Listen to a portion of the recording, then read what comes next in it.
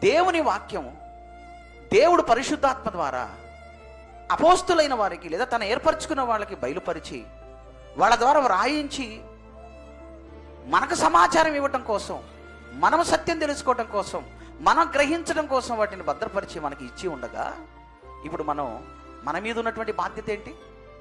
మన మీద ఉన్న బాధ్యత ఏంటి? దాన్ని జాగ్రత్తగా చదవాలి, దాన్ని జాగ్రత్తగా పఠించాలి, దాన్ని జాగ్రత్తగా ధ్యానించాలి, నేర్చుకునే విషయంలో ఆసక్తిని ఉండాలి.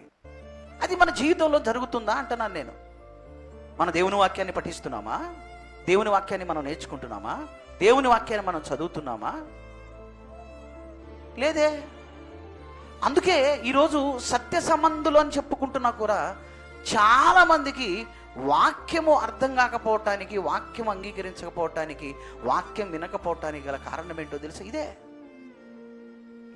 ఏ వాక్యమైతే దేవుడు పరిశుద్ధాత్మ ప్రేరణ ద్వారా అపోస్తులకు తాను ఏర్పరచిన వాళ్ళకి బయలుపరిచి, వ్రాయించి, భద్రపరిచి మన కోసం ఇస్తే, మన కోసం ఇచ్చినటువంటి వాక్యాన్ని మనం ఏం చేస్తున్నామంటే చాలా ఈజీగా నిర్లక్ష్యం చేసేస్తున్నాం.